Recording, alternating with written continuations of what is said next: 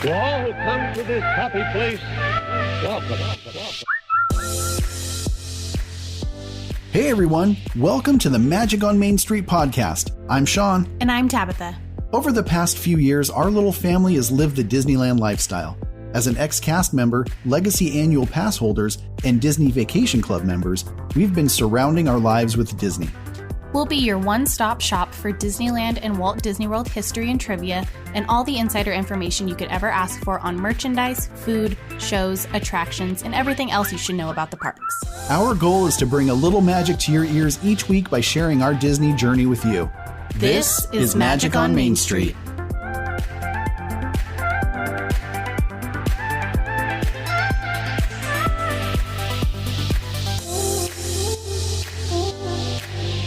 And hear you, they savor the challenge and promise of the future. Hey everyone, welcome to the show. Hello. That was different than normal. Mm-hmm. Welcome to the show, everybody. There it is. Welcome to season 2, episode 4, episode 32. 4,700. We have 2 different naming conventions for our numbering system. And whose fault is that? It's mine. Yes. It's mine. I decided to do this season 2 thing. Mm-hmm. I don't know. It's fine. Lame. Well, welcome to the show nonetheless. So glad you're all here. We have a wonderful program for you this evening. I'm so excited to talk to our guest. We have a great guest. But first, I'm Sean. I'm Tabitha, I guess. I was going to come up with a new name for me today, but I'll just be Tabitha still. Yeah, I know. I think you're Tabitha. Yeah, but I was gonna create something zany because I have new hair, so it's like you do have new hair. New hair, who dis? Go check out Tabitha's new hair on her Instagram. I do. It's I've been calling her Cotton Candy Head. He has been calling me Cotton Candy Head because she's got an array of cotton candy on her head. I got the pink cotton candy, the blue, the purple. I got all kinds of stuff going on. It looks awesome. Yeah, I'm happy you did it. Thanks. So anyway, back to what we're doing. We're introducing ourselves. Show. Yeah. With us, as always, is Daniel. He's working his booty off during COVID. And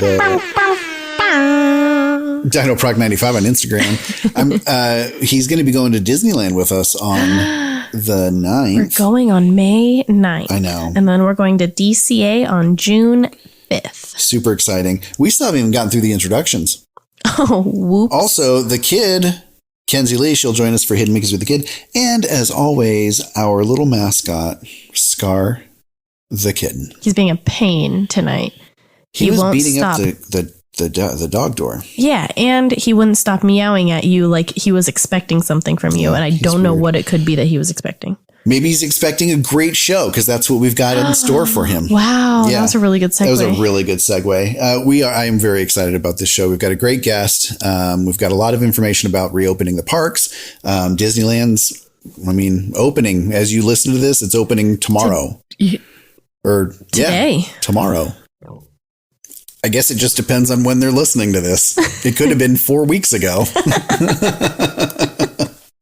So Disneyland is reopening on April 30th, and we've got a really great guide that we put together for you. So stay tuned for that. Really cool show, but let's start this off the right way. Yeah. Hey, Kaylin, bring us in. Magic on Main Street podcast, perfect for Disney fans. Magic on Main Street podcast, talking about Disneyland. Magic on Main Street podcast for when you're making your Disney plans. Magic on Main Street podcast, Sean and Tabitha will be right back. They're back. That is our very talented niece, Kaylin, with the jingles. So good. I love her. I know. You can find her on Instagram at Kaylin Rabbit Music. Woohoo! All right, up first, we've got some shout outs. Hey, yo. Hey, yo. Hey. First, I want to shout out us because we have a new website and we've got a new URL. And I'm really excited about it. Look at us go. I know. Well, okay. So when we first came up with this show, I tried to get magiconmainstreet.com. It was taken. but it miraculously appeared the other day. Some hooligan let it go. And we might be getting like a Disney cease and desist or something. No, we won't. But magiconmainstreet.com is our new URL. We've got a new website. You're going to find links to listen, links to join our Patreon. You're going to find some videos. We put up our Magic Happens parade video because I was missing it so much. We put up our interview with our new friend, which we're going to be introducing later on in the show. So it's a cool site. We're going to have some blog posts. We're going to have some really good information on there. So check it out, magiconmainstreet.com, which means we have a new email address because it used to be friends@magiconmainstreetpodcast.com. Ooh. That's huge. Woof. So drop the podcast, friends@magiconmainstreet.com. Woohoo. So excited. Also, new in the show, we have new jingles. Bum, bum, bum, bum. I'm so excited about this. We'll talk a little bit more about it later, but our guest, our buddy Cameron, put together some new jingles for us. So They're pretty freaking awesome. When you listen to our merchandise segment, our food segment, and events and entertainment, we have new jingles, and they're so awesome. I can't wait for you to hear them. But before we get too far, let's do some birthdays. So in celebrity birthdays, we've got Kirsten Dunst. Love her. Yeah, she's cute. Gal Gadot. Wonder Woman. Which I do love. I do love Gal. I know. Dwayne The Rock Johnson. Maui. And Pat Carroll, or as you know her, Ursula. Woohoo. But our friends, the ones that really matter, our Buddy Marcos. Happy birthday, dude. I hope you had a great day. He just got called back to work at Disneyland. He did. He got to go to his cast preview on his birthday. Yes, he did. And he's going to be working in Galaxy's Edge. That's so awesome. I know. So stoked for him. He's a good kid. He's been in our Disney lives from the beginning. Yeah. We love him very much. Happy birthday, Marcos. Also, our new friend, Allie Clements, which our executive producer, Karin, introduced us to. Mm-hmm. Happy birthday. Ellie Clary, who we've been following each other for a long, long time. Paula Rose out in Florida. So sweet. Love her. Yes. And we got to spend some time with her in Florida when we were there with our Walt Disney World trip. Mm-hmm. I don't know what I was trying to say there. She may have been your server at some point if you've ever dined at Be Our Guest. That's true. That is true. And also an old friend of mine. She used to be a student at a dance studio that I taught at in Colorado. She's a huge Disney fan. She actually has a page on Instagram where you can view some of her art. She does like custom shoes, custom bags, custom prints. Check out Customs by Jordan, and that's Jordan with a Y-N. Yeah, so happy birthday to you all. Here's your song. Happy birthday to you. Happy birthday to you. Happy birthday, dear Marcos, Ali, Paula, and Jordan. Happy birthday to you. Happy birthday. Happy birthday. I didn't say a single name because I got tongue-tied on the very first one. Well, I know you meant it. Happy birthday, everybody. Let's get into this week in Disney Parks history. It's time for This Week in Disneyland History. We talk about things that happened in the past. Like 1928 when Walt Disney's trademark application for Mickey Mouse is filed with the United States Patent Office. Oh my.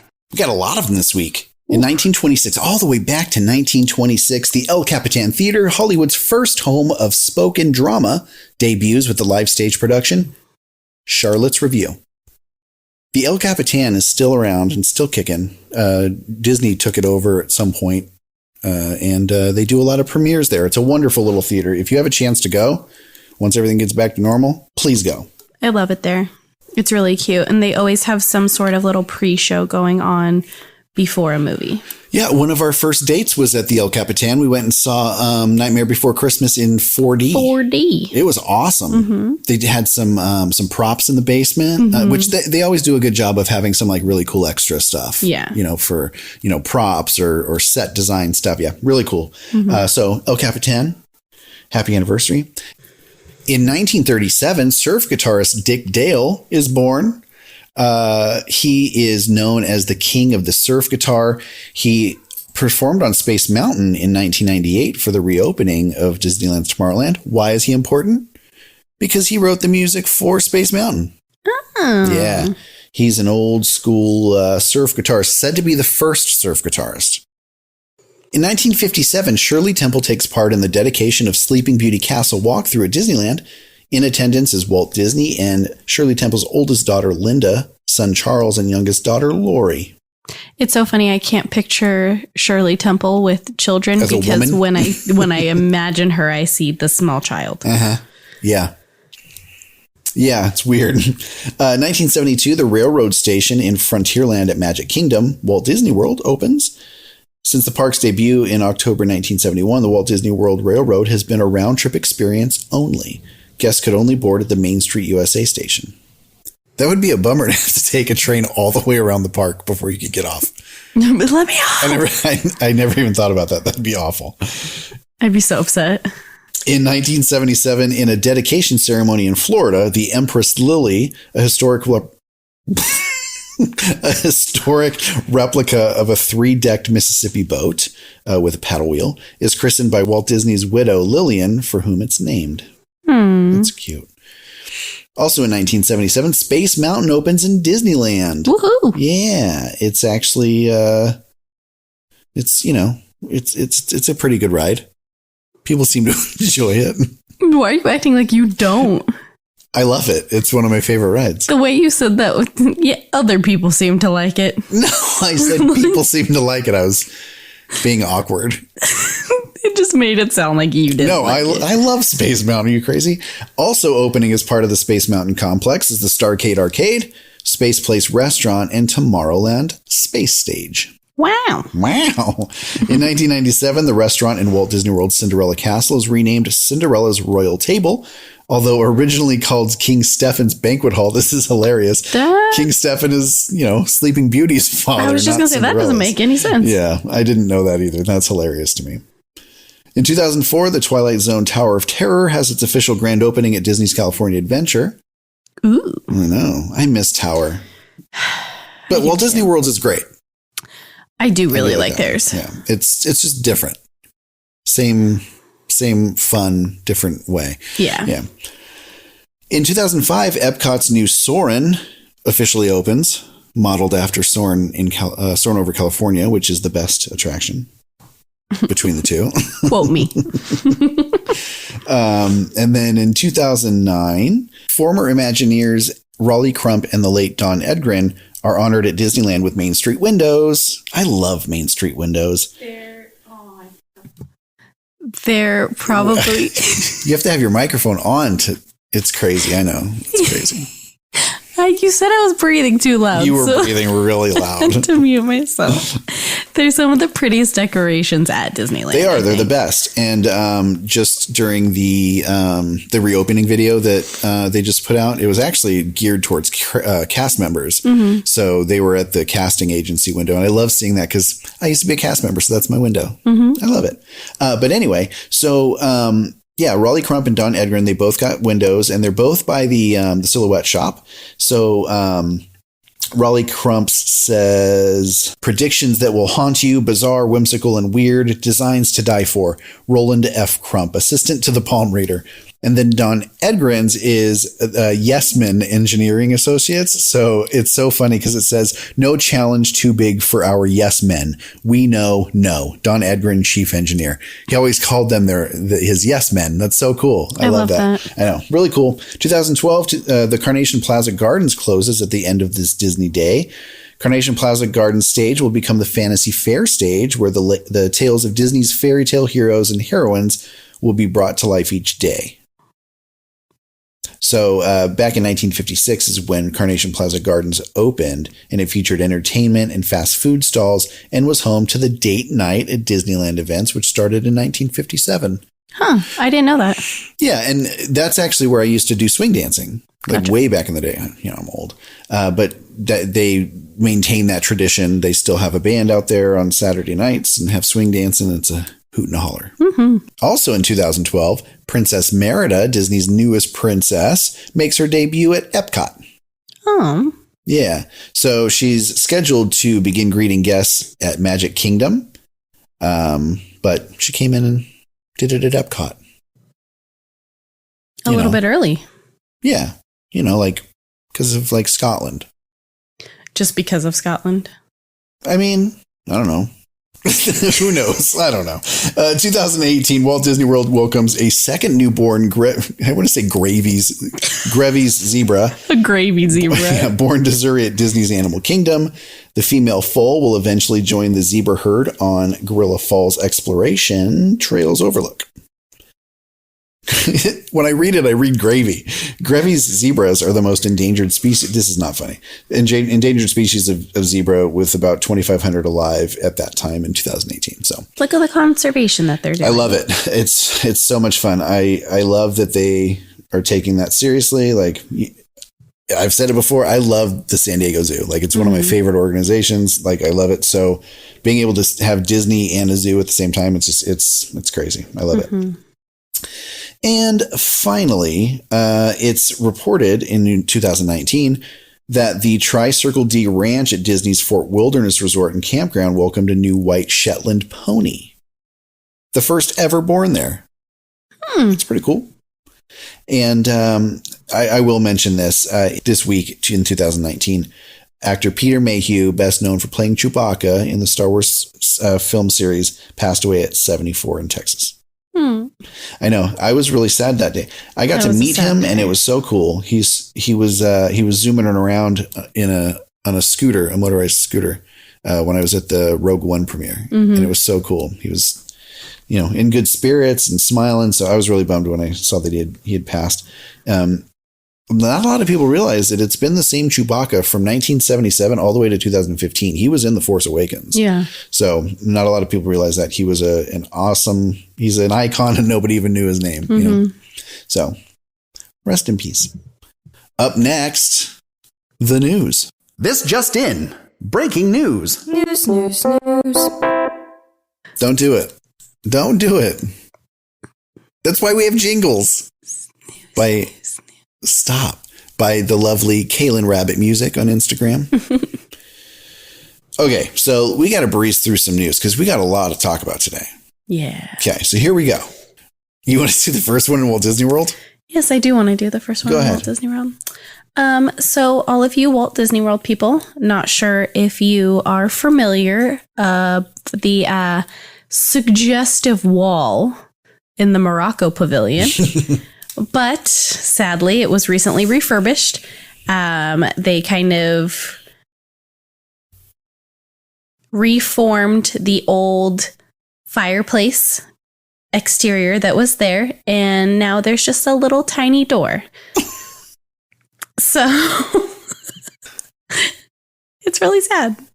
It's pretty funny. We didn't know that this was a thing until the last time we went to Walt Disney World. Well, we went in February. Yeah, and it's pretty funny. But yes, the suggestive wall is no more. If you don't know what I'm talking about, you can literally just search Morocco Pavilion suggestive wall. Yeah, and you will find images. It's a pretty firm wall.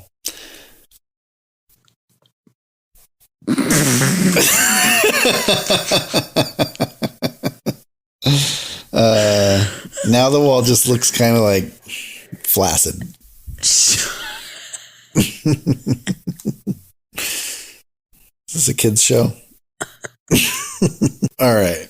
Enough of that.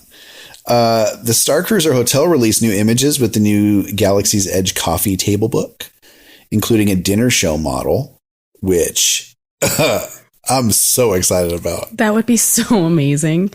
A Star Wars dinner show? I love dinner shows. I don't know if that's like a weird trait to love dinner shows as much as I do, but I really do. Like medieval times, that's my jam. Yeah, no, I love the idea of that. So the concept art, if you look, it's a pretty open restaurant, which is it's just very modern looking. Well, I mean, obviously it's in space, but you know what I mean? But yeah, it definitely has room for a stage in there, that it's depicting. Mm-hmm. So yeah, take a look. It's pretty interesting. And if I mean, I can't even imagine the things that they would be able to put on there. They could do like Star Wars themed like freak shows. They could do singing performances. I mean, they could do all kinds of really cool stuff. They could do like a Knights of the Round Table type thing, but with Jedi Knights and lightsabers and... God. I want it to be done. Yeah. So really excited about that. And that is launching not soon enough. No. They need to start building at a faster pace because I'm starting to get real impatient. Yeah. The final piece of the Harmonious Barge at Epcot was put in place just a few weeks ago, along with some additional pyrotechnic barges that were placed all around it. So it was the fifth and final piece. They are slowly putting things together in preparation for the new fireworks show to begin later this year. I'm super excited about it. I know Sean and I were having a conversation earlier today that, like, I don't know if it's because we aren't Walt Disney World people that the barges don't bother us as much as it seems to be bothering local Floridians. And look, you start making changes to Disneyland. I still don't care that much. Oh, well, I mean, but like something like that where it's like I absolutely see the point because it ruins the view of Epcot. Mm-hmm. Though, yeah, World Showcase kind of has a different feel now because it doesn't just feel like a little separate area. Like there's a giant mound in the water. When you're standing across at World Showcase, it blocks the view of the ball. Yeah. So I see it. I get it. I understand it. I mean, I just know Harmonious is going to be amazing. Like imagine they put like a fixture in the middle of Main Street. Yeah. And it blocked the castle. Like that sucks. Yeah. So I get it. I totally understand, but it's not bothering me because it's just not, because that's all I really know. Yeah. So, yeah. This one, you should read this one. Because I'm so excited because I haven't been able to see it. Uh-huh. So Jeff Valley confirmed that the cast is back and rehearsing for a celebration of the Festival of the Lion King at Animal Kingdom. So they are actually preparing for a return mid-May, which is not very far away. No. And I am so freaking excited. You're so excited. That means when we go this summer, we'll get to see it. Yeah, I'm stoked for you. I'm stoked for me. I'm stoked for us. I've had multiple people tell me that if Animal Kingdom isn't already my favorite park, that after watching this performance, it will be. Really? Yeah. I have heard nothing about it. So I don't know the context of the show. I just keep being told, like, you're going to love it. That's really cool. I'm excited about that. I'm really, really excited. Cool. So that's happening. Yeah. Mobile ordering has been added to Sunshine Tree Terrace, Sleepy Hollow Refreshments, and the Friar Nooks since long lines have been forming at the popular snack establishments. Ooh, that means we can mobile order some of those waffles. Oh, that's right. Yeah. Mm-hmm. Sweet. Orange County, Florida Mayor Jerry Demings stated in a press conference recently that he expects to relax. Go do it. That he expects to relax the county's mask mandate this summer. Earlier, he stated that the mask mandate could be lifted by June, but is now targeting late summer after a rise in COVID cases and the removal of the Johnson & Johnson vaccine from the market. Physical distancing guidelines and temperature checks could be lifted earlier than the mask mandate. I'm still taking a mask with me. I'll still take one with me. We are, as of now, fully vaccinated. Yep. But if I'm uncomfortable, I'll put one on. And people might have some other cooties that I don't want. Exactly. That's what I'm saying. Like, if I'm uncomfortable, I'll put one on. I have Disney ones that are cute and will go with my outfits. And if it's my choice to put one on, then I'll put one on. Yeah, it's weird because, like, it's so weird here to wear masks. Like, people are so, like, weird about it and against it. But it's, like, so normal in Asia. Mm-hmm. You know, like, go look at a video of any Asian street and it's like... Yeah, it's the kind thing to do when you're not feeling well. Yeah. So I'm going to still have a mask with me. Yeah. And if I feel like I need to wear it, I will. Because at some point, people are going to, like, the social distancing thing is going to go away. Yeah. I don't want people breathing on me. People on me. I've never liked it. Mm-mm. So I'll always have a mask. Cooties. I don't want your cooties. Guests can once again fill their own beverages at self-serve stations. That's such a funny piece of news. Funny thing to say. Congrats, everybody. You can fill up your own Coke. How weird. Yeah. Many places in Walt Disney World are not set up this way, but a few are still in transition. You're required to sanitize, grab a cup, or a cast member will hand one to you in some places. Then you can fill your drink. It's so exciting. You can use reusable cups now, too. Oh, cool. It's so funny. This is another thing. Like, were you not washing your hands before? Yeah. Like, did you not normally sanitize your hands at Disney? Icky. You know? Yeah. I don't know. It's weird to me. I don't know.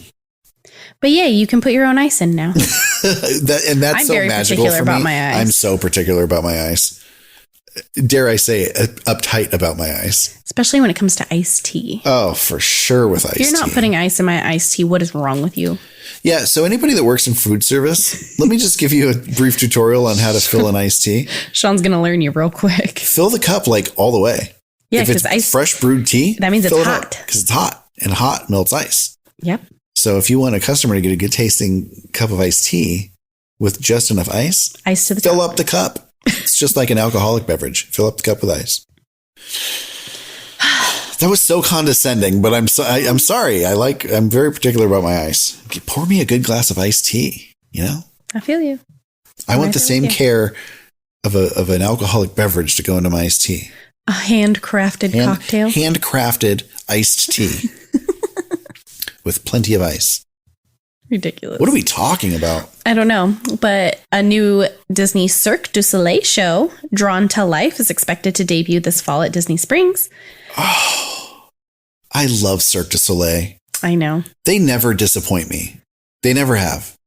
So I'm really excited about that. Yeah. So Daniel Lemaire, CEO of Cirque, stated, "It's a tribute to Disney animation, and we felt honored to have the opportunity to do a show with the intellectual property of Disney. We should be able to open sometime in the fall." And from the articles I've read, they're planning to have it be open by the 50th. I mean, a Disney Cirque du Soleil? Oh. They had one previously. I know, but we've never seen one. Yeah. Like, that's so awesome. I don't know. That's two things that I love. I'm excited for you for that. Yeah. So sometime in the fall, I will look forward to that. Mm-hmm. Disneyland.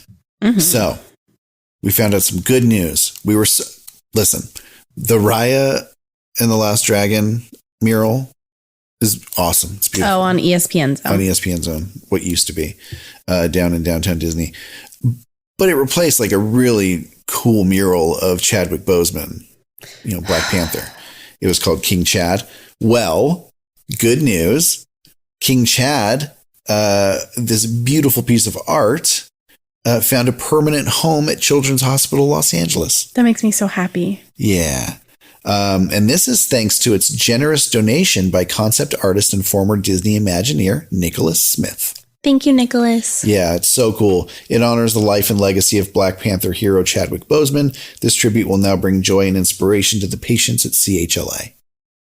Very cool. Got a little misty for a second. I cried when I found out it was replaced, rehomed. So yeah, really, really excited about that. Did you see the sign at that people were posting in Toontown for Mickey and Minnie's Runaway Railway? Yes. You have? Uh-huh. Tell me about it. So, as you all know, Mickey and Minnie's Runaway Railway is under construction in Toontown right now. Mm-hmm. But they're being a little bit secretive with it. So there's a little winky billboard. I don't know why I winked like they can see me. I don't know. Nobody can see you. But a big old sign, they're in their construction outfits, and it says, "What big building? There's no big building here. paid for by the Toontown Department of Implausible Deniability. It's really funny. It's just like a tongue-in-cheek little sign because, I mean, it's pretty apparent there's a big building there now. Yeah. You know, it's pretty cute. funny. I'm excited. It's very cute, but I'm really excited for that attraction to open. Oh, God, it's such a great ride. It's such a fun time. Yeah. Okay, so let's get down to business. To defeat the Huns? Okay, reopening. It's upon us. Dun-dun-dun. For those of you confused, Disneyland has not reopened yet. Well, it might have when you're listening Depending to this. on when you're listening to this. However, if you're listening to this when it releases, you've seen cast member preview pictures, and that's making people think that Disneyland is fully reopened. But April 30th is when Magic returns to the Disneyland Resort theme parks, and we're so excited. I can't wait. Everybody's so excited. I've seen some of the pictures going around, and it just made me want to be there. So I don't know if anybody caught the little special that Disney put out. They did a live event. It was a special moment. It was a special moment. I was crying hysterically on the couch. Yeah, it was, and it was crazy because it was like once it started, it was over, and you're just left in tears, just sobbing. It's like somebody just like walked by and slapped you really hard, and walked away. That's what it felt like. We were all just messes on the couch over here. It was so bad. But yeah, it was a really good tribute to cast members, and you know, it brought us back to the magic in the best way possible until we can get into the parks. They did a lighting ceremony for the castle, and it was beautiful. It was gorgeous, and yeah, I miss the old girl. Mm-hmm. So that was really cool. But we've got a lot of information to share regarding the opening. So we gathered some information on the parks reopening and all the information that we think you'll need. So if you head over to magiconmainstreet.com, we do have a blog section. Click on the Know Before You Go guide, and it's got some really good information about like dates and hours. So just so everybody's aware, the parks between April 30th and May 13th are going to be open from 9 a.m. to 7 p.m. And then after that, on May 14th through June 28th, it's going to be 9 a.m. to 9 p.m. So keep that in mind, because I feel like that's going to catch some people off guard. Maybe they don't realize that the park's closed that early. So pay attention to that. There's a lot of information on tickets and reservations. If you haven't gotten those already, you know, they're out. So this isn't the guide for you. They will open up more tickets, but right now, not much to get. But we have some information on Disneyland Resort hotels. The Grand Californian is going to be reopening on April 29th, and reservations are actually still currently available. Why are we not staying there? Oh, wait, DVC villas are booked. They're on wait list. They're on wait list. Yeah. So they will be opening May 2nd, and then Disneyland Hotel and Paradise Pier Hotel will be reopening at a later date, and dining is not available at either of those at the moment. At the Grand Californian, though, 3 dining locations are going to be reopening: Craftsman Bar, Craftsman Grill, and Hearthstone Lounge. Napa Rose and Storytellers Cafe are not opening yet. Parking will be available at the Mickey and Friends parking structure and Pixar Pals parking structure. $25 per vehicle per day. So they're saying that the parking structures are going to be open at like 6 a.m., but the website says 30 minutes before.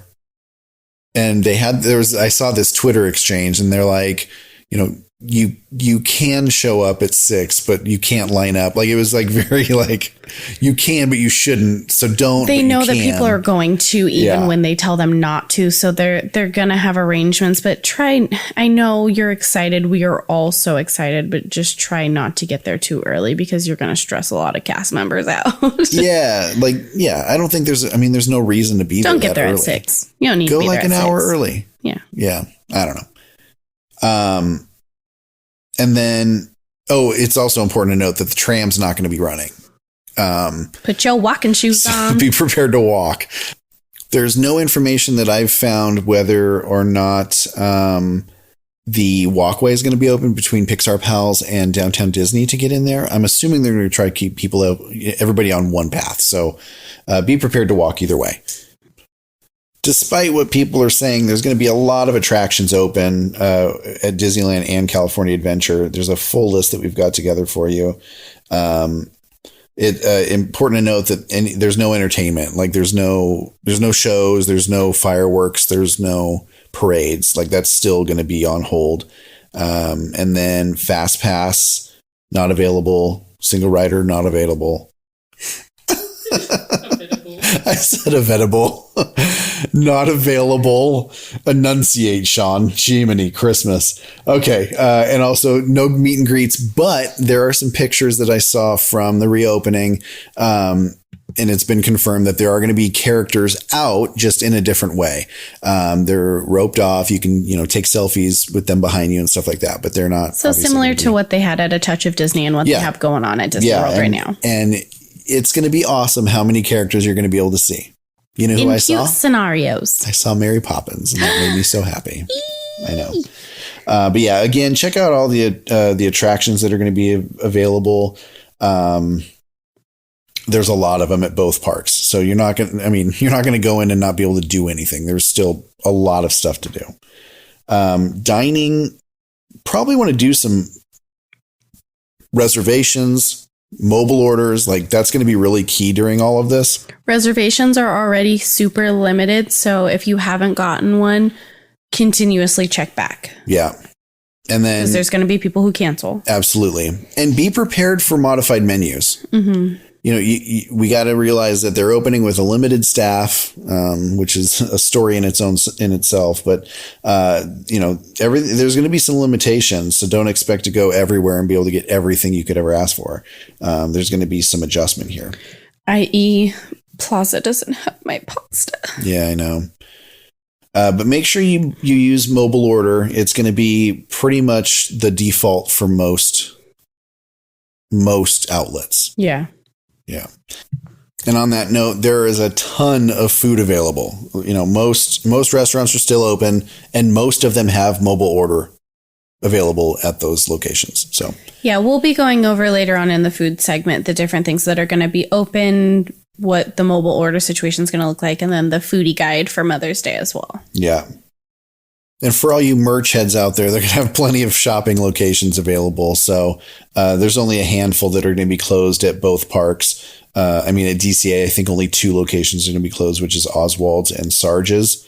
They're smaller, a little bit harder to manage. So. Yeah. They're going to maintain the Rise of the Resistance virtual queue, and there's 2 times available. So at 7 a.m., the queue's open for anybody that's starting at Disneyland. And then at noon, 12 p.m., the virtual queue is going to open again for all guests with valid admission to Disneyland for that day who have scanned into either DCA or Disneyland. So 7 a.m. for Disneyland starters, noon for DCA starters or anybody that missed the 7 a.m. So probably easier to get the 7 a.m. at Disneyland. Yeah. Also, just so you know, PhotoPass Plus, there's going to be a 1-day option for all the PhotoPasses. So that's really exciting because you want your pictures. So you can purchase all of your single-day PhotoPass photos for $19.99 a day or $78 for a week. If you do the week, it only works if you do 5+ days to get your value. So yeah.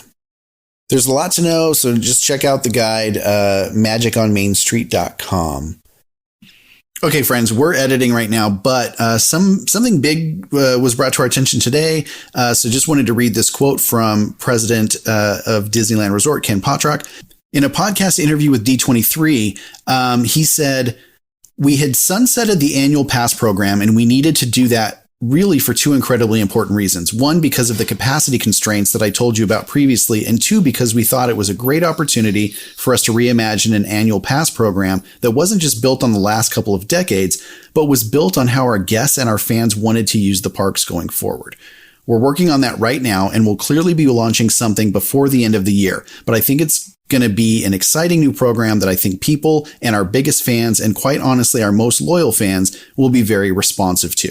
So that says to me that all those surveys they were sending out was for a reason. They might offer a couple different options for maybe bigger discounts or versus park days, something similar to that. So just wanted to make sure you heard it here first. Let's get back to the show. Up next, merch. Let's talk about merch. Let's talk about a bunch of cool stuff. Let's talk about merch. There's one of our first new jingles. Woo!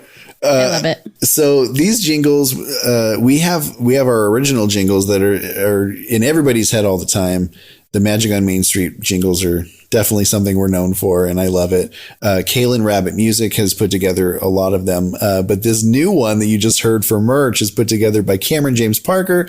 He's our guest for the day. We're going to talk to him later, but you can check him out at Cameron James Parker on Instagram.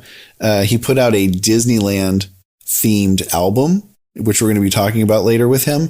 And it's something of magic. So thanks for this awesome new jingle. We've got 2 more coming up in the show. So really excited about that. Let's talk about merch. All right. Well, there's a whole new series of pins that have been coming out throughout the year called the Artfully Evil pin series. They're a limited edition set. My main focus is on the one that came out most recently. And why is that? Because it's Scar.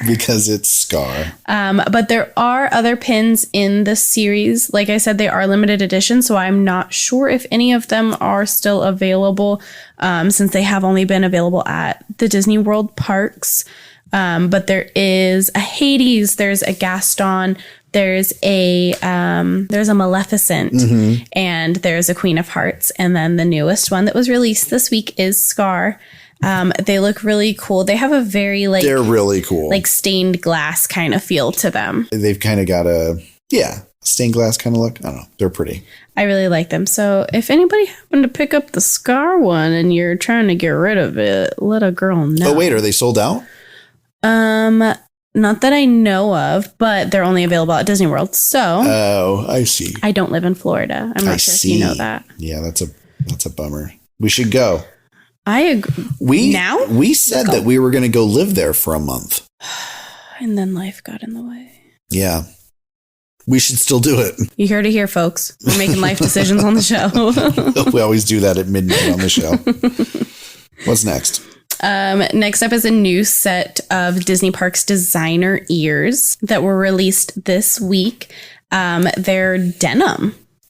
Oh, you should get a pair of them and then wear a jean jacket and jeans. I don't want to wear and just have like a full-on Canadian and then tuxedo. Go to Disney World and go to the Canada. Go to Canada. We could both do it, and we can go have dinner at La Cellier. Oh my gosh! In all of our denim. Yes. Oh my god, we would look like Justin Timberlake and Britney Spears circa 2000. Yeah. They are completely denim. They have a cute little the coin pocket that is on jeans. Yeah. They have one of those on one of the ears with a tiny little Mickey head on it. Super cute. They are collection. cute. Like I said, they're part of the Disney designer collection. So they are a limited edition set. They are not sold out as of yet. So if you can get on down to the parks, definitely check them out. They are also available on Shop Disney. It's just in celebration of National Denim Day. National Denim Day. All right. Yeah. For all of you Kate Spade lovers out there, there's a new Minnie Mouse Love My Dots collection. Me. I love Kate Spade. The Kate Spade Disney collections are always super cute. The newest one that just came out, it's been released at Downtown Disney, is a white bag, little red polka dots on it, little Minnie Mouses with black handles. They have all different kind of sizes for these. They have the satchel bag, they have the crossbody, they have a little wristlet. They basically have any sort of size you're looking for. They have backpack, they have a card case. They're all really, really cute. They all have the same little design on it. So they even had a camera bag. Oh. Yeah. I don't know what this is. What do you mean you don't know what to say? You're talking about merch. I lost my train of thought. But this is a heck of a show. They are all super cute. If you like the Kate Spade collections that come out, this is definitely one to grab. It's very clean looking. Very plain? Clean. Oh, they said plain. Clean looking. Like, you're not selling anybody on that one. Oh my gosh. No, I said clean looking, not plain looking. Okay. But continuing on with bags, there was a new Dooney and Burke released. It is called the Disney Afternoon Collection. It'll be coming out to the parks and shop Disney fairly soon.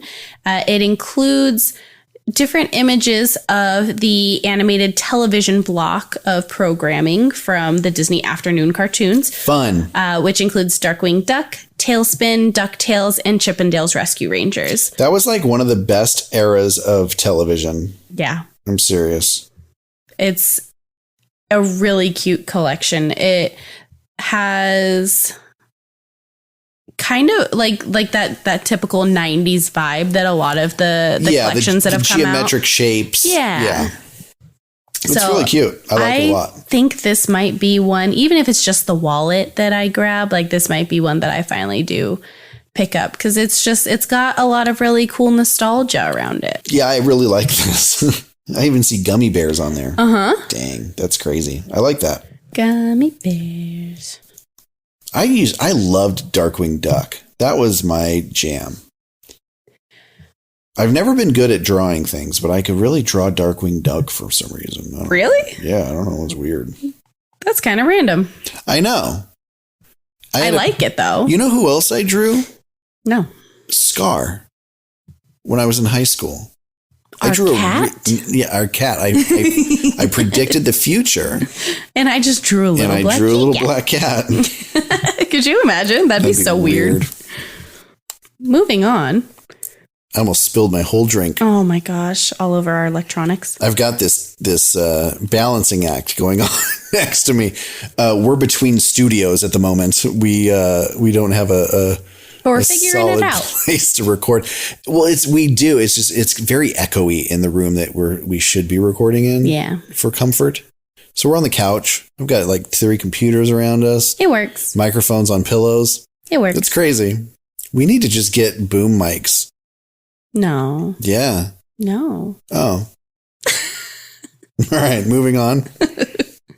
Bucket hats. Talking about the 90s. Speaking of 90s. They released a Disneyland Resort bucket hat by Spirit Jersey. It's just a plain bucket hat with that Disneyland Resort logo on it. Just like the Spirit Jersey. Yeah, it looks just really like the Spirit Jersey. They're cute. Listen. It's very nice. Listen. I wore a bucket hat in the 90s. Of course you did. I did. With a Nike swoosh on it. Let me just say this. Bucket hats weren't cool then, and they're definitely not cool now. Do you know who wears a bucket hat? Who? Our daughter. Our daughter. Yeah, I know.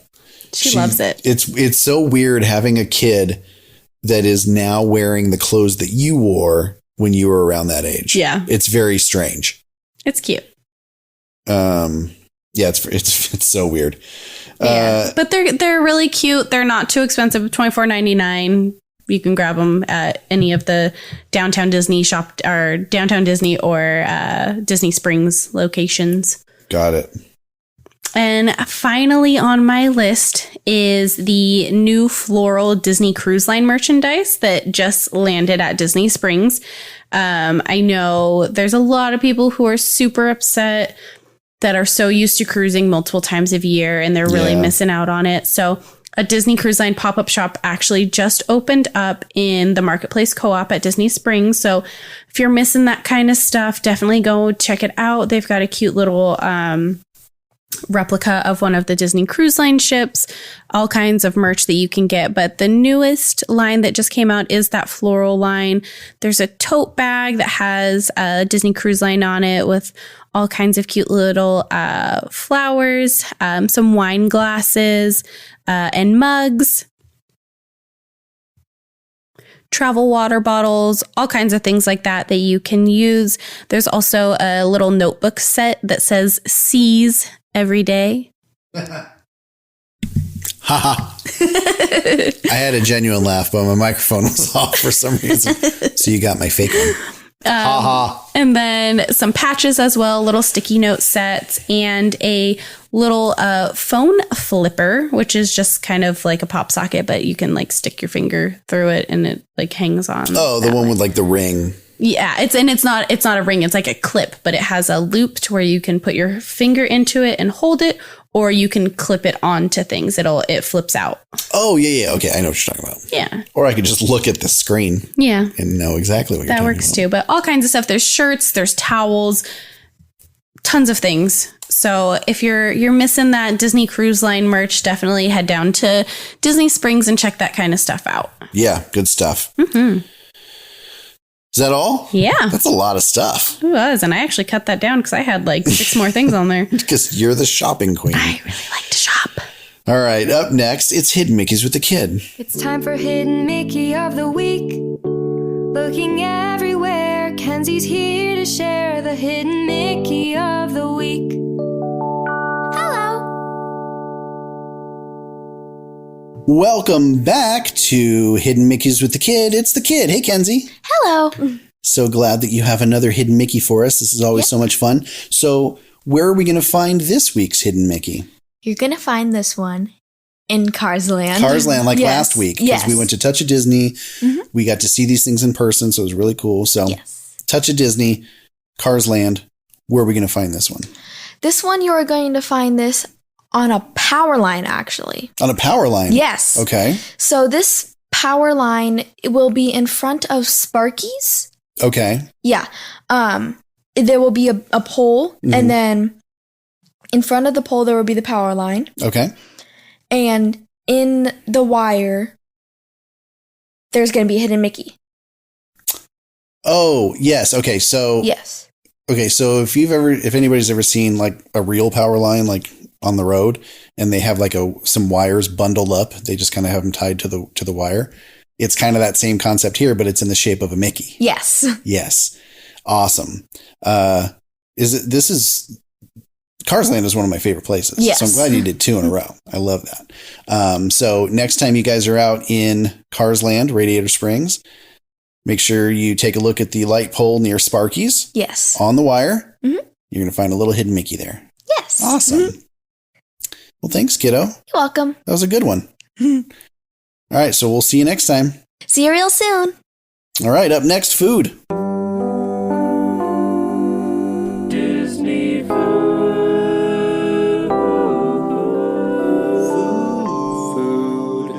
That is another instant hit from Cameron James Parker at Cameron James Parker on Instagram. These jingles are killing me. I love it. I'm so excited. Thank you so much. If you like his jingle, if you like his music, you may like his album, The Happiest Place. You can listen to that right now on Apple Music, Spotify, Amazon. Well, not right now. Listen to this right now. Yeah. And then listen to The Happiest Place. Yeah, don't be hopping around. Focus on one thing at a time. Focus. People. Come on, get some focus. Grow up. All right, food. What do we got for food? Well, first of all, we have the foodie guide for Mother's Day. There's going to be so many different options throughout Disney World, Disneyland. A lot of dessert options throughout the Disney World parks. Yeah. You can find cupcakes and different desserts like that all across Animal Kingdom. There's going to be a coconut caramelized pineapple mousse. Ooh, I wish I was going to Animal Kingdom for Mother's Day because that sounds so good. Yeah. There's going to be options at Coral Reef Restaurant in Epcot, Le Cellier, and Amorette's. You don't know how to say patisserie? Is that how you say it? Patisserie? Oh, it's a patisserie. Every time I look at it, I get tongue-tied and I can't even force myself to get it out. It's French. Okay. Patisserie. Patisserie. Yeah. Okay. But yeah.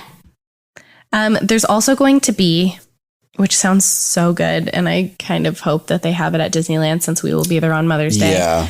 A Mother's Day swirl, which is... Wait for it. A swirl of Dole Whip strawberry. Dole Whip strawberry. And chocolate chocolate soft serve. Chocolate soft serve with a chocolate dipped strawberry garnish. This is going to be so good. God, I hope. That's going to be so good. It sounds delicious. It's only available May 7th through 10th. Mm-hmm. Oh, man. There's also going to be some different options at Art of Animation, as well as All-Star Movie Resort and Pop Century. Just like I said, different little cupcakes, different desserts like that. Just little things to make mom smile. There's also going to be a key lime pie sundae at the Polynesian if chocolatey desserts aren't your thing. I'm not a huge key lime pie fan, but this sounds really good. Lime soft serve, graham cracker crust, blood orange mango jam, and topped with a macaron. I don't like macarons, but I'll try that other stuff. I like it. You can have my cookie. Thanks. You got it. But yeah, definitely check out this guide for Disney World. There's a lot more that's going to be at Disney World than there will be at Disneyland. For the Disneyland Resort, there's some options that are going to be at Downtown Disney. Ballast Point is going to have a special lobster ravioli with shrimp and heirloom tomatoes entree. And then at Naples, they're going to have Mother's Day weekend cocktails. They'll have 3 different ones. 2 of the examples they've put on here is the Rossini, which is Prosecco and strawberry puree, which I kind of want to make a reservation because that sounds delicious. And oh, hi, Scar. He wants to go to Naples. You want to go too? They don't allow cats. I'm sorry, bud. And then the Ruby, which is a vodka, elderflower, and grapefruit cocktail. Mm-hmm. At Ralph Brennan's, they're going to have a bananas Foster French toast with bacon only on May 9th and available until 3 p.m. And then a Creole caprese salad that will also be available on May 9th. Salt and Straw will have a Eat Your Flowers series. Vivid flowers, bright fruits, and potent aromatics that draw us outside no matter the forecast. So it looks like they'll have like a rhubarb crumble. 4 different flavors. Keep everything else. I want the rhubarb crumble, please. With toasted anise? Yeah. Wildflower honey with ricotta walnut lace cookies. Jasmine milk tea and chocolate. And Matilda's hibiscus and coconut sherbet. Sherbet. Sherbet sounds wrong. Nobody says sherbet. Nobody in the world. Some people say sherbet. I've never heard that word. I've heard people say sherbet. I know that's how it's spelled. I don't like to say sherbet. It's sherbet. I say sherbet. But a coconut sherbet sounds pretty friggin' delicious. So does a coconut sherbet. No, sherbet doesn't sound as good. Tortilla Joe's is doing a brunch and it's got all kinds of goodness going on. But it's only on May 9th. A couple of these places are doing their options throughout the weekend. Some are only doing it on Mother's Day. So if any of these options sounded good to you, make sure you go to the Disney Parks blog and check out the Mother's Day foodie guide. That'll kind of let you know what's going to be available throughout the weekend, throughout the month, and just that day. Yes. Okay, the important stuff. What's going to be open to eat when the parks reopen in California? Yes. So I'm going to read through this list. If your ears perk up, just remember to go there. So in Disneyland, Bengal barbecue, and most of these will have mobile order available, or you need to make reservations for the table service restaurants like Cafe Orleans. Also with mobile ordering, French Market, Galactic Grill, Gibson Girl Ice Cream, Jolly Holiday Bakery, Little Red Wagon. Market House will not have mobile order. Come on, Starbucks. I know. And it's infuriating. Get it together. It's Starbucks. They know how to do this. They've been doing this way longer than everybody else. But whatever. Milk Stand will. So will Mint Julep Bar, Plaza Inn, Red Rose Tavern, River Bell Terrace, Ronto Roasters, Stage Door Cafe, and the Tropical Hideaway. Ship to Shore Marketplace and Tune Up Treats will not have the mobile order. Why can't I talk? Mobile order available. I just thought of a little life hack for this if you're wondering what they're going to have on their menus when they open. Starting April 30th, you will be able to go into your app and pull up the mobile ordering service, even if you are not in the park. Definitely don't place a mobile order because you're not going to be able to go get it unless you have a ticket and you're inside Disneyland. That's a good point. But you will be able to see the options that are listed for when you go. What about over at DCA? DCA, all kinds of really yummy stuff. So the Adorable Snowman, Angry Dogs, Award Wieners, the Cappuccino Cart, Carthay Circle, which reservations are going to be needed for that. Oh, for sure. Cocina Cucamonga, Cozy Cone, Fiddler and Pfeiffer and Practical, Flo's V8 Cafe, Ghirardelli. Ghirardelli will not have mobile ordering available. Hollywood Lounge, Lamplight, again, you're going to want reservations for that. Yeah. Pacific Wharf, Distribution Co., mobile order. I can't do it either. I know, it's a mobile hard word. Mobile order will temporarily be through Cocina Cucamonga. So if there's a certain beer that you wanted from Pacific Wharf, you'll have to do it through there. Poultry Palace, again, won't have any mobile ordering. The Pim Test Kitchen will be open. It doesn't say anything about mobile ordering, but it does open on June 4th. So we'll see kind of how that goes once they are open. Rita's, again, their mobile ordering is going to be unavailable, but you can order through Cocina Cucamonga. Shawarma Palace will open up on June 4th with the rest of Avengers Campus. I'm so excited to have a shawarma place. I can't wait. I love shawarma. I'm going to cry. Smoke Jumpers, Sonoma Terrace, Studio Catering Co., which is the little taco cart on the back lot. Back lot, yeah. Terran Treats, which again will open on June 4th. And then there will obviously be some various vending carts, ice cream, popcorn, churros, things like that. And if we didn't mention it, dining at the Grand Californian is going to be only for hotel guests. So you can't eat there if you're not staying there. And I have a feeling it's going, once Disneyland Hotel and Paradise Pier open up, it's going to be the same sort of situation for them because they did just recently start putting in scan-in gates for that Disneyland Hotel entrance that's right across from where you exit downtown Disney. Yeah. You won't be able to get onto Disneyland Hotel property unless you have a room key on you. So don't expect to be able to go to like Trader Sam's, things like that. Any of the character dinings over at the Disneyland Hotel unless you are staying there. And even then, we don't know which of those options are going to be open yet. Nope, not yet. But we will know soon and we will tell you. Definitely. Because that's what we do. Yeah. Welcome to our podcast. All right. Up next, events and entertainment. Entertainment, events, entertainment and events. Entertainment, events, entertainment and events. Entertainment, events, entertainment and events. Entertainment and events. Here we go. Oh yeah. That is our third new jingle. It's so awesome. Again, Cameron James Parker at Cameron James Parker on Instagram. Check out his album, The Happiest Place, on Apple Music, Spotify, Amazon. These jingles are great. I hope you enjoy them as much as we do because we are just tickled over them. Mm-hmm. So not a lot going on in events and entertainment, but we will talk a little bit about Disney Plus because they have a powerhouse going on with entertainment. They are just superb, the things that they're putting out. If you have not watched the Falcon and the Winter Soldier, what are you doing? Do so in. Why can't you hear me? I can hear you. Can you hear me? Yeah. How come I can't hear me? I don't know. Hello? Why can't I hear me?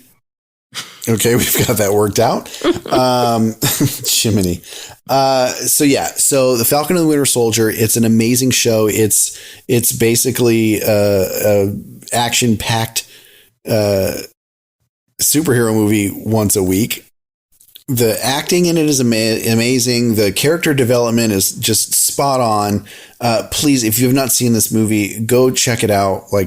Or not movie. It's not. I say it movie. Feels like a movie. It feels like a movie. If you haven't watched this series, please go check it out. It's 6 episodes, and each one of them. I wish it was more. I wish it was more, but each one of them is so just amazing. So check it out. And also, while you're at it, if you do make your way into DCA soon, they have a new photo op, Falcon and Winter Soldier themed.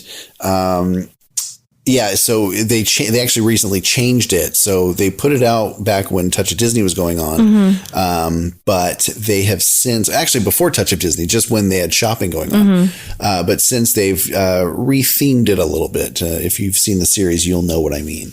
So yeah, check that out. Definitely wait to go see it until after you've watched the series. Yeah, if you can. Also on Disney Plus, Big Shot with John Stamos. So it looks pretty good. And then coming up on May the 4th, the premiere of the new series, spin-off series of the Clone Wars, The Bad Batch. I'm so excited. It's going to be so good. Oh, if you haven't heard me rant about Clone Wars, it was my favorite. It was one of my favorite things about Star Wars is the Clone Wars. It's such an amazing series.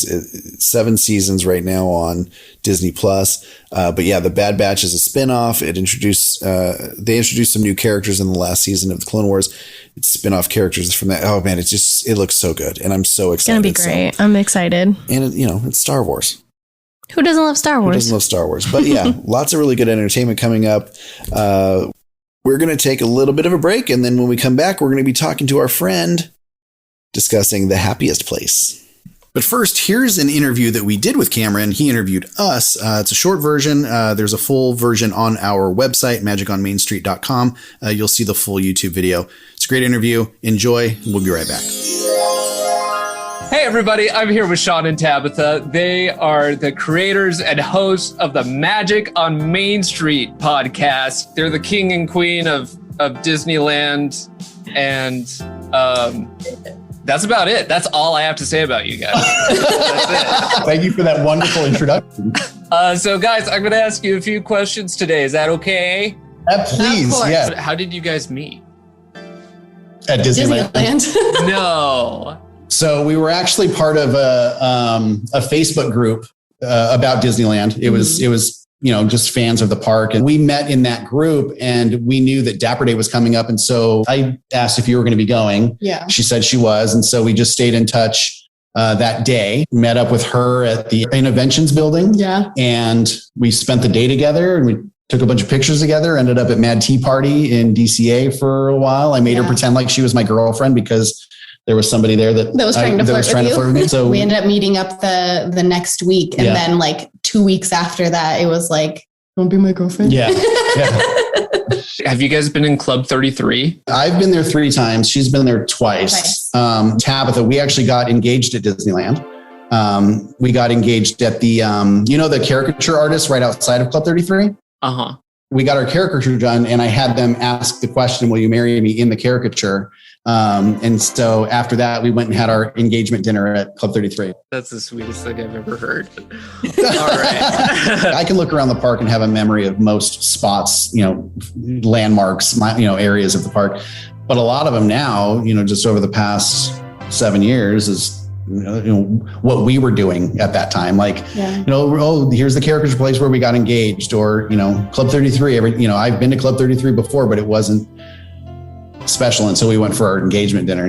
That was the special thing. I look at the Mark Twain, and I remember taking photos with her on Dapper Day. There's a lot of it. It's memories of Tabitha and Kenzie, our daughter.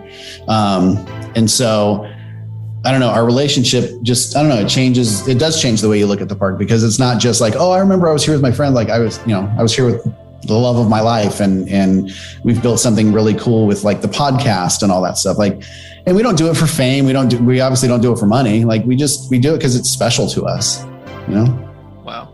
You're cute. I'm cute. All right. Welcome back, everybody. We're so excited. We have a very special guest today, and you're going to learn a lot about this guy and what he's all about, but he's got an album that just dropped, and we're so excited to share this with the world. So everybody, please welcome Cameron James Parker. Welcome to the show, buddy. Hi, I'm so happy to be here. Dude, we're so happy to have you. So, little side story. Cameron hit us up on Instagram and asked us if we wanted to do an interview, which you probably just listened to, because we're probably going to put that into the show. Yeah, it's just choppy. Yeah, choppy. So he asked us to be on his YouTube channel, and we had such an amazing time on the show. You had some really good questions. You made Sean you made cry. me cry. I mean, it was a good interview, and I couldn't pass up an opportunity to have you come on the show, talk about what you're doing, and really talk about your album. So first, why don't you tell us a little bit about yourself, where you come from, and why you love Disney so much? Sure. So my name's Cameron James Parker. I grew up in LA. I'm a professional actor. I do theater up and down the Central Coast usually. And I'm also a musician. Growing up, I would make music all the time. It was usually about myself or my girlfriend or my ex-girlfriend or how depressed I am. And I'll laugh at your pain. Just Sorry. millennial things. Yeah, exactly. I went through an emo phase and everything. But I'd never really worked to put my music out there. I never really showed it to a lot of people.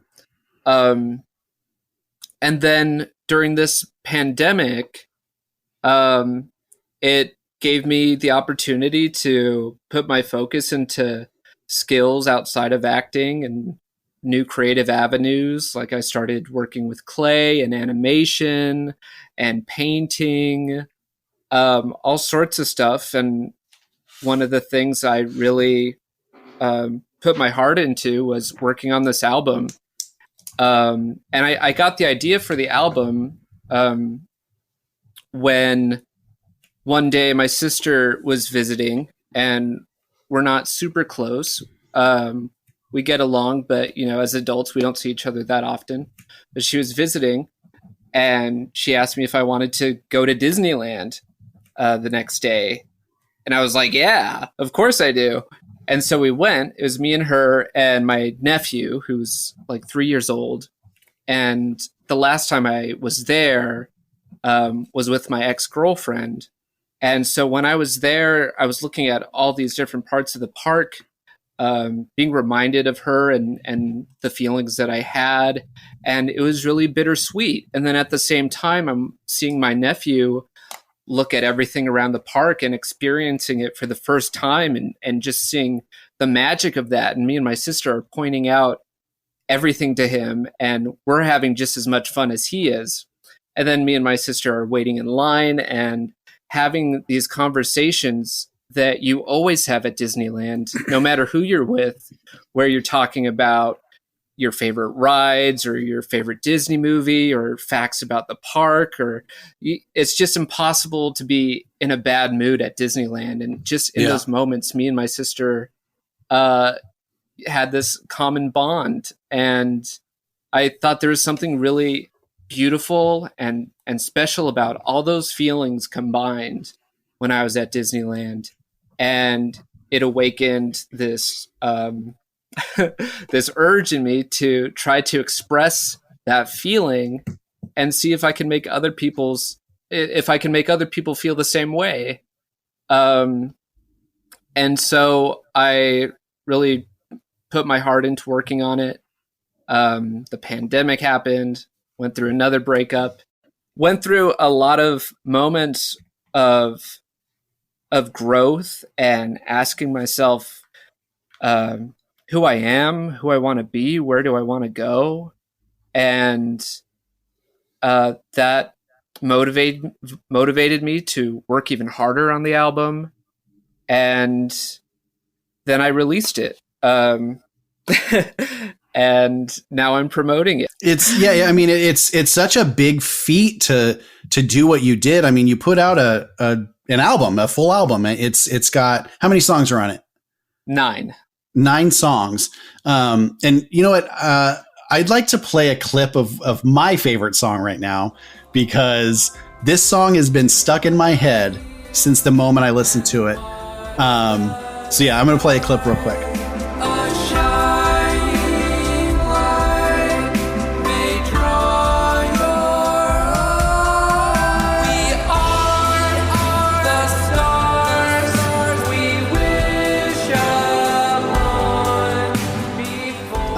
So at all times of the day now, I have in my head, We are the stars we wish upon. It's always in my head. That means so much to me. I'm so happy you like that song, because the thing that people always say is their favorite is Waiting in Line. That's a good one too. They're all good. That's the thing. Like every track on the album is so good. And, but yeah, they're very catchy songs. So what was, I mean, besides, you know, being a big Disney fan, like what was the inspiration behind writing the album? Your cricket friend is relentless, man. He wasn't this aggressive last time. Maybe he just knows that he didn't make it on the last show. Yeah, so he needs jealous. needs to be louder. Yeah. So you've got a 9-track album, and you've got songs like We Are the Stars We Wish Upon, The Happiest Place, Waiting in Line, Flight, Autographs. Autographs cracks me up, by the way. Like That's awesome. Vacation, Fireworks, Don't Miss the Magic. When you were putting these songs together, like what was the process when you were coming up like with the different songs, the different titles, like the subject matter? Well, first off, We Are the Stars We Wish Upon and Don't Miss the Magic. I made the instrumental version of those about 5 years ago. Oh, wow. And yeah, and then I always liked them, but I didn't have anything to do with them. I couldn't figure out any lyrics for them that fit the tone of the music.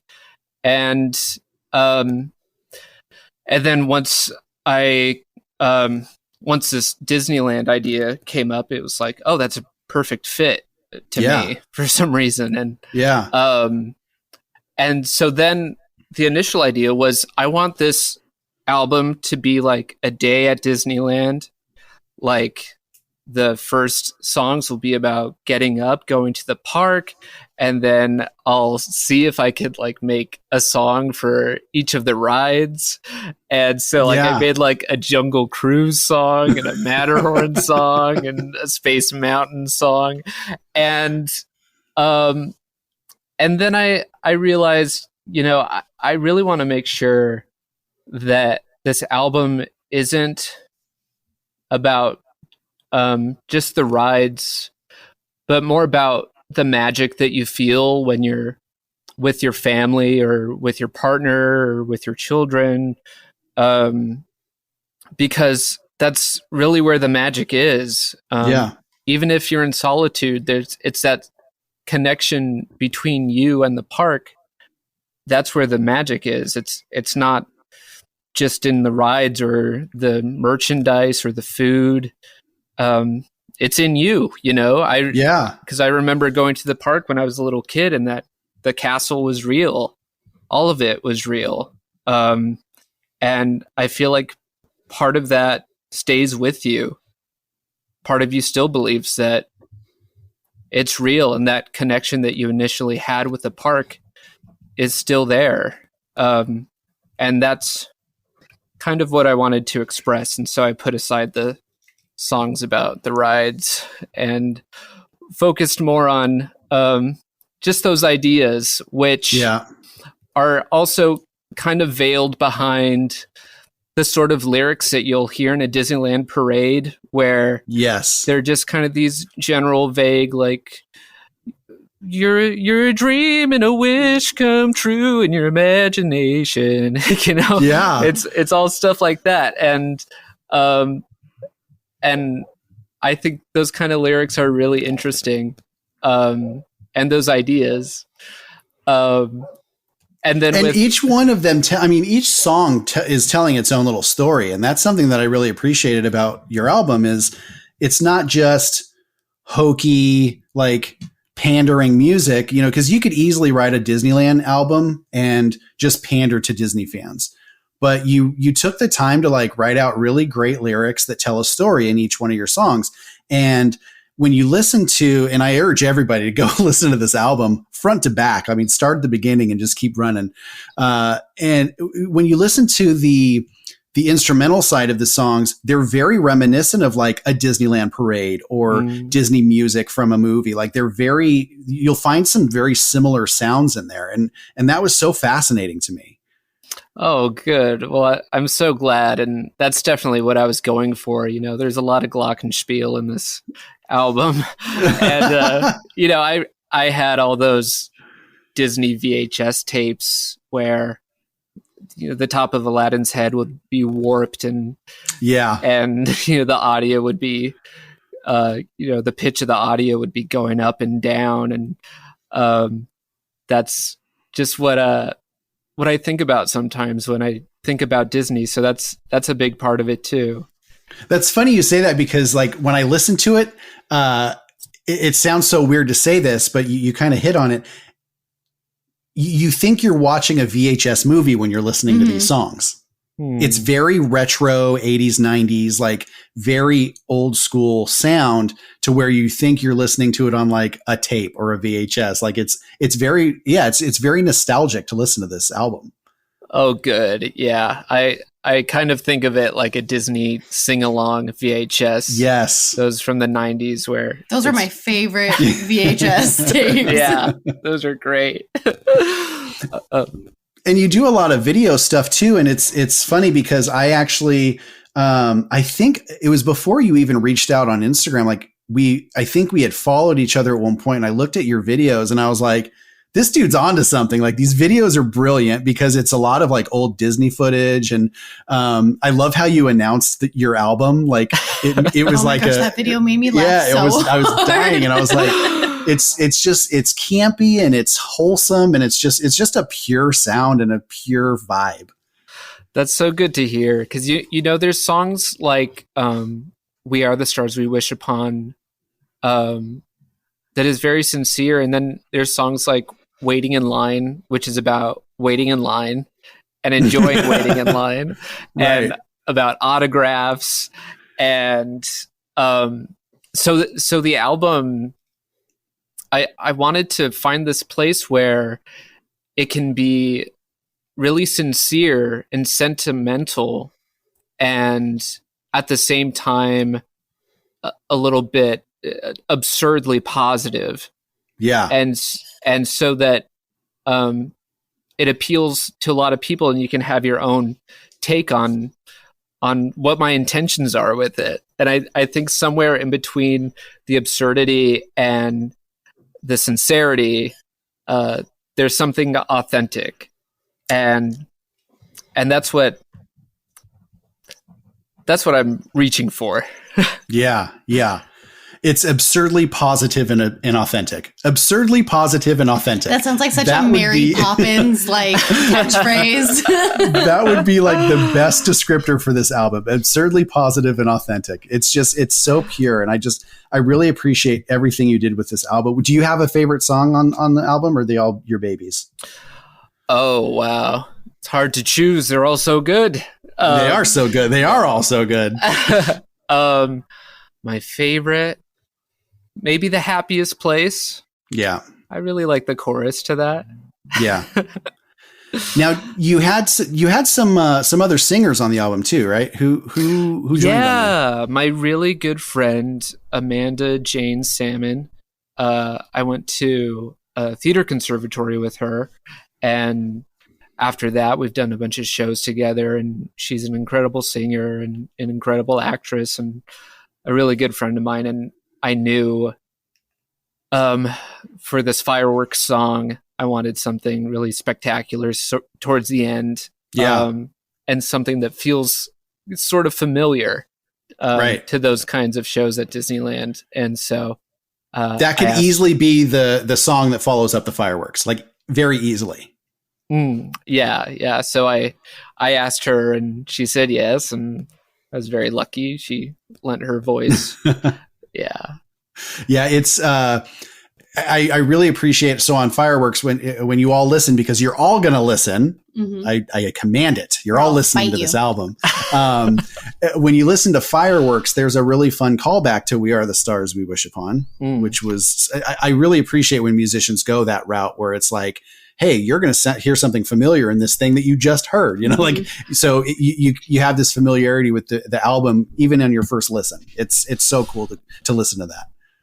Oh, good. I'm so happy to hear that. And I'm hoping too that this album can be of service to people who love Disneyland so much and have been missing it for so long.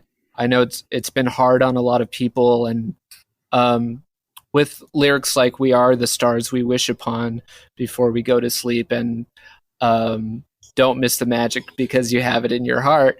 Yeah. I'm trying to say, it's still with us, even though we're not there. It's still inside us, and the magic again is when we come to the place. It's between us and Disneyland. That's where the magic lies. So we're just the other piece of the puzzle. No, I mean that's just so beautifully said. Like it has been a tough time for a lot of people who really love Disney. And in our interview, we were talking about like what happened if the parks closed, and that's a reality that we all kind of had to take in and face. And yeah, it was really hard on a lot of us. But I'm glad that the parks are reopened, and you're going soon. You're going this weekend. Yeah, I'm going on Saturday. That's so cool. Going by myself. Nice. For the first time. I've never gone on my own, and I'm really excited for that experience. I mean, it's fun to go. I always had fun going by myself. I'd find a good spot to sit and people watch. I'd, eat all the things I want to do, go on rides, do the single rider line. Like it was always a good time. I did one solo Disney day.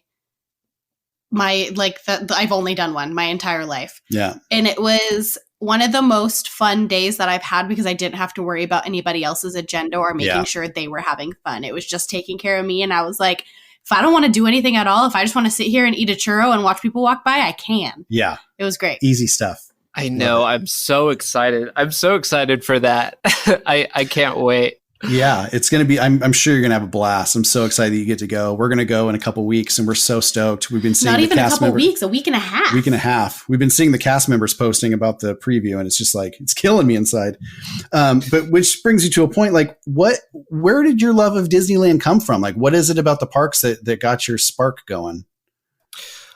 Well, I've always loved fantasy and being in my own little world and creating things. And so I've always loved Disney movies. I wanted to be Peter Pan when I was a kid. Yeah. I had a Peter Pan costume that I'd always wear. And so then you go to the actual park, and it's like a monument to all of these characters and stories that you love. And it's there right in front of you. And it's this larger than life magical place. And again, no matter what's going on at home, you and your family or your friends or your partner or your kid, all that sort of fades away, and you're just in this euphoric land of imagination and art. Yeah, and absolutely. So I've just always loved it. I mean, who can't? Right. I know. I've always right? loved it, and I'm so grateful that I live where I live, so that it's available. We're pretty lucky. We're pretty lucky to have the proximity to Disneyland. Like you talk to people across the country, across the world, and it's like, what's that like being able to go to Disneyland whenever you want? It's magical. It's great. It's amazing. Yeah, we're pretty lucky. What's your favorite ride? I've been doing these interviews asking people what their favorite ride is. And that's why I asked you. The table's turned, and it's hard. Oh man, it is so difficult to choose. But I was my friend Chris Carter, who I interviewed, brought up Snow White. And I know you guys aren't huge fans of the Snow White ride. No. I've heard your podcast. You just die. You just die. You die in Mr. Toad too, and that's true. You go to hell, and you go to hell. I just love it. I think it's my connection again to those old Disney animated movies where there's a certain darkness to it that just makes it exciting. So that's a good point. Then, are you excited to see the revamp of the ride? I am excited. I'm excited. I can't wait to see what it's like. Do you think you'll be bummed if it's not as dark as it was? I mean, I'll accept it, whatever it is. I mean, what am I gonna do? Right. Go to City Hall and complain. Yeah. Change it back. Yeah. So when you go to Disneyland, what's a typical day for you? Are you a left side guy or a right side guy? When you come in, where do you go? Wow, what a question. Well, now the first thing to do is to go through Main Street and have your phone out and get ready to get a boarding pass for Rise of the Resistance. Yeah. But before that, I think probably the first thing I would do is go to Tomorrowland, to Space Mountain and Star Tours and everything. That's awesome. I love Star Tours. Is such a good attraction. Like, it's something that just never gets old. I mean, most underrated. Of the rides are, but it is underrated. Like, it's so good. And then when they started like with the Rebel Spy and all that stuff, like, it's just good. Like, it's good, wholesome fun. I still get mad when I don't get picked. And I love how they change it up on you, that you never know what story you're going to be in. Yes. I got picked for Rebels by one time. Remember when that happened? And I was yawning when they took the photo. Right. So my face pops up and I'm just like, and I'm like, I always got nervous that I'd be like, doing something weird, rubbing my nose or something. It looks like I'm digging or something. That'd be so embarrassing. So if you wouldn't mind, like, do you have any, like, what would you say is like the most special moment you've had at Disneyland? Yeah, the last time I went was with my ex, and she and I got to go on Rise of the Resistance, and it was incredible to be on that ride. I mean, it's exciting leading into it, but once you're on it and you recognize, like, you're on what's the word I'm looking for? On the ground floor. Mm-hmm. You're on the ground floor of something new at Disneyland that is innovative and larger than life, and you're spending it with someone who means a lot to you, and it's just an incredible moment. I mean, like, who knows? Like, I don't even know what moment was better, was us being on the ride or us realizing that we were gonna get to go on the ride. Right.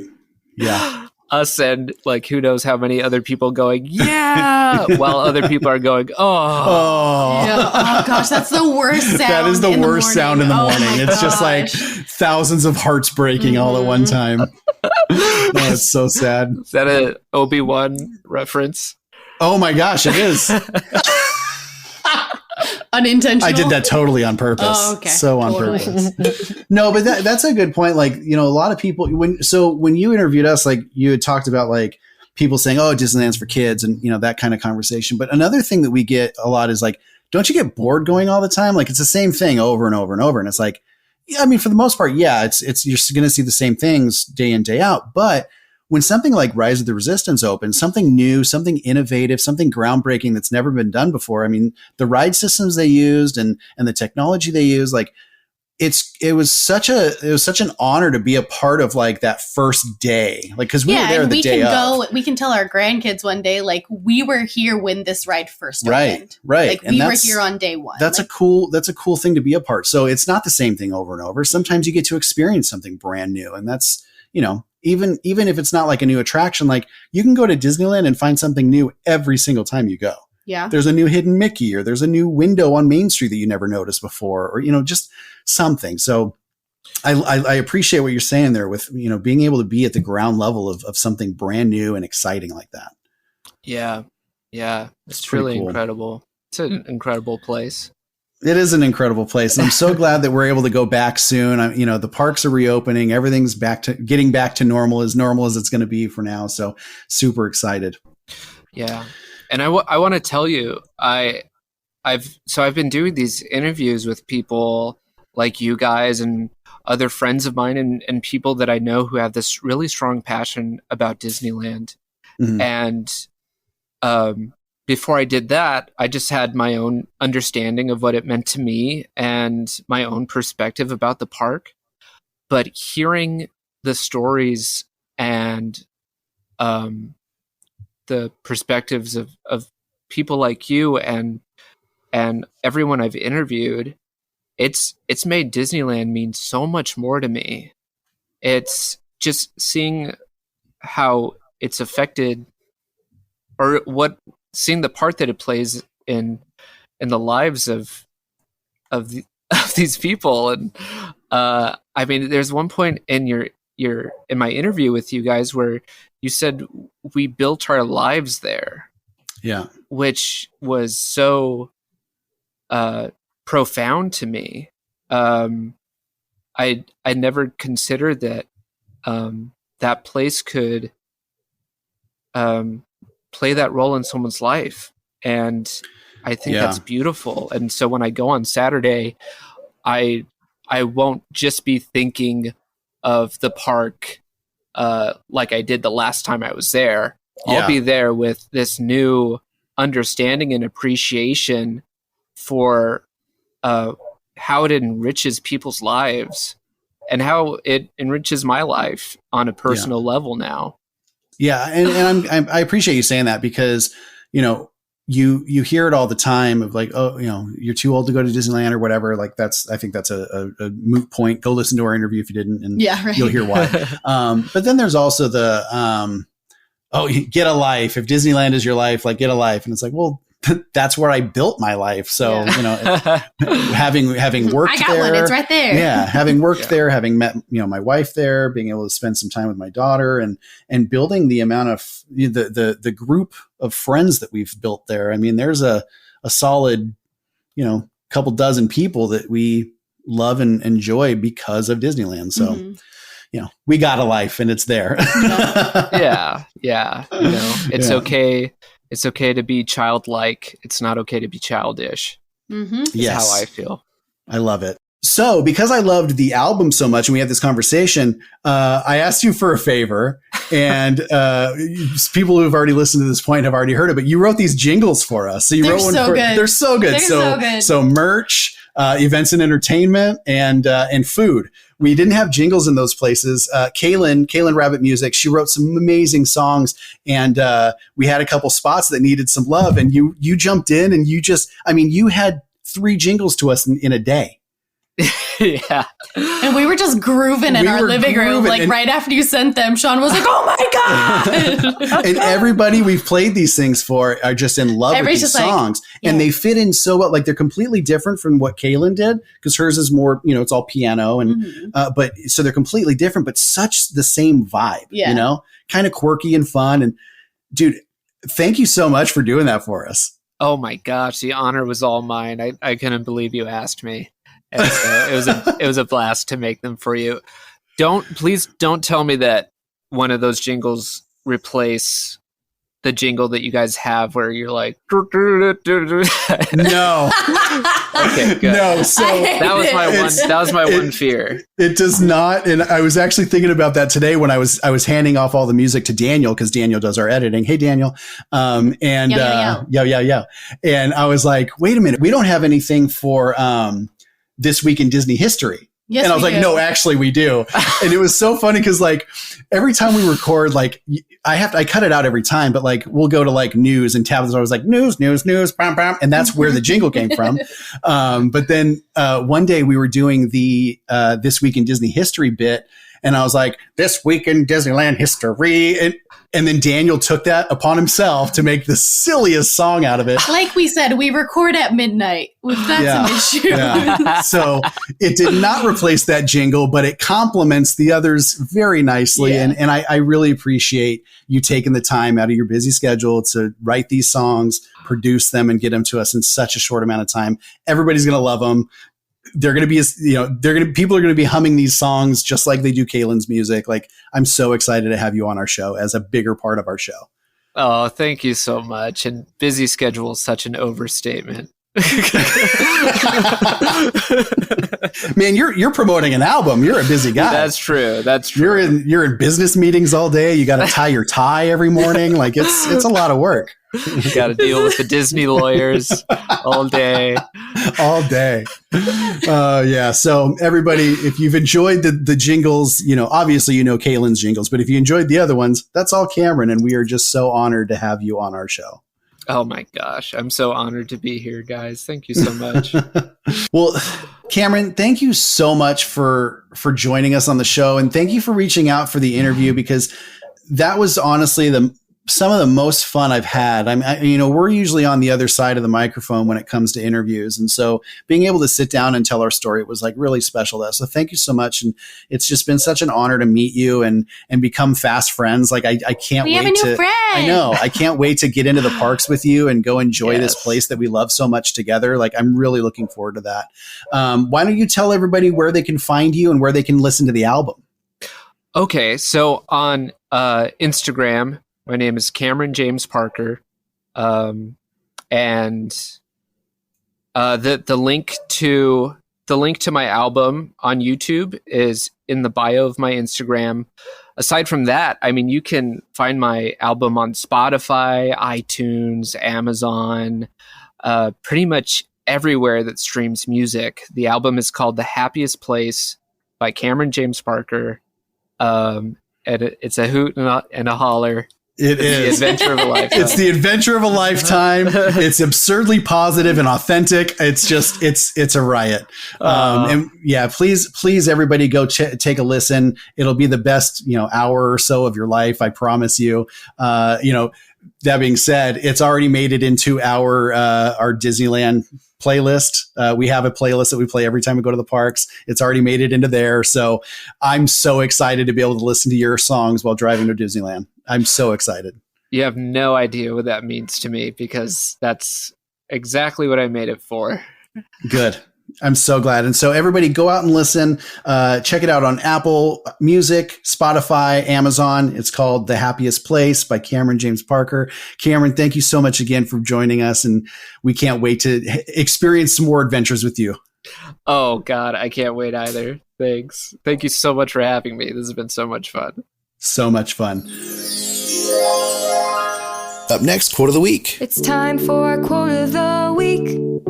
Putting words together that last forever. It's Quote of the Week.